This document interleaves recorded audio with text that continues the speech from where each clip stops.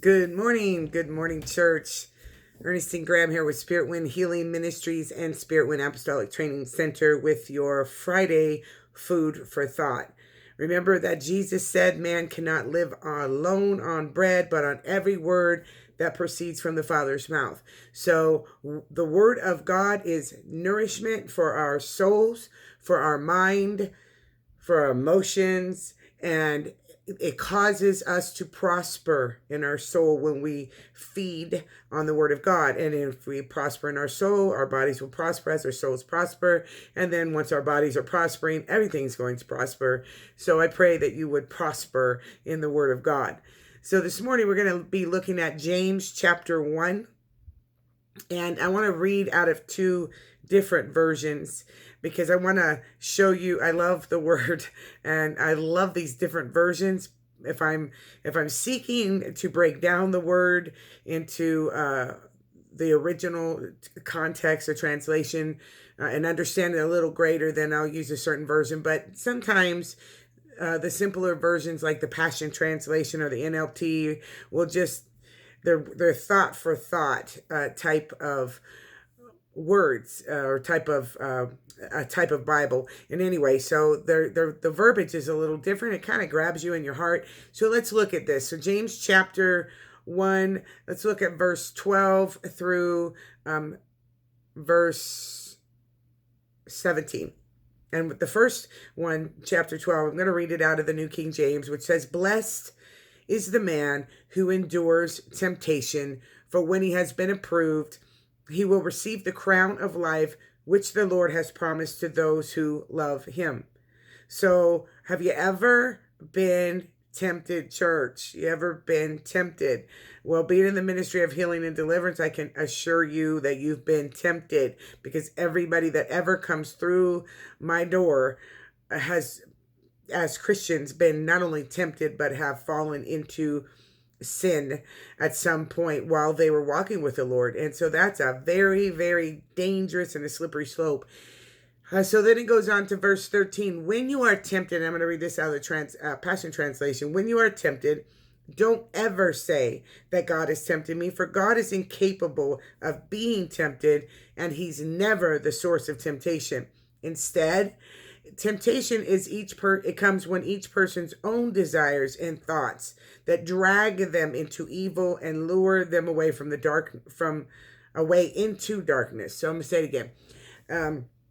Instead, temptation is each person's own desires and thoughts that drag them into evil and lure them away from darkness.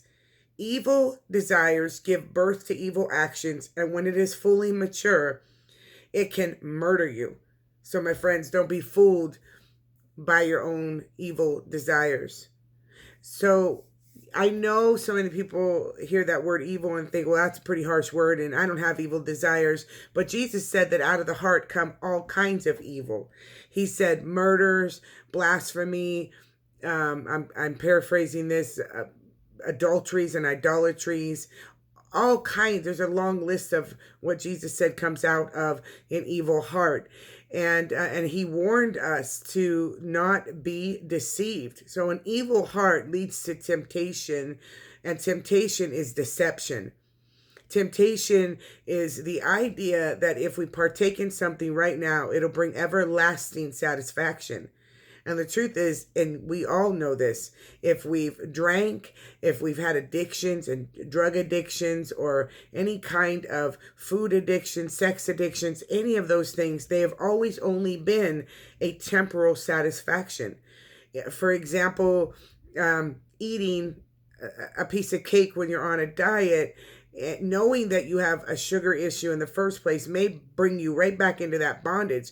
But for a moment's satisfaction, it'll taste really good as it goes down, and you might enjoy that fellowship with that cake for a short moment. But the weight that cake brings onto your diet to sabotage the hard work that you've been doing to take care of yourself is a longer term consequence to a short-term satisfaction. And that's what temptation leads to. It leads to death. It leads to death.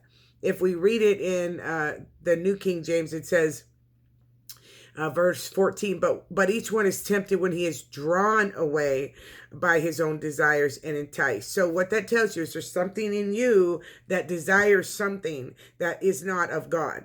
And so God puts desires in our hearts, and those are the desires that we should chase after. But sometimes we get a desire in our heart. First it was put in Judas's heart to betray Jesus, and then Satan entered Judas.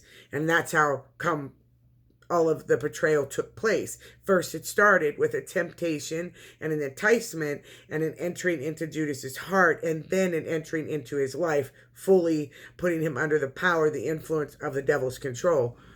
So when we see this word drawn away, the one Passion Translation said dragged away, but this one says drawn away. When you look this up in the original Greek, it is a word that says drawn away that means to be lured or dragged out, but it's not taken by force. You're not taken by force by this temptation. You're being lured. Like a fish is lured by a fishing lure. My husband and son fish, and we all fish, and you go out, you throw a lure out by the bush, and you hope that it's going to catch their eye, and they're going to follow it out of their safe place so that you can hook them. And that's exactly what the enemy wants to do. He wants to get you to come out of your safe place. He wants to lure you with something that tastes good, smells good, feels good, sounds good. That's how he works.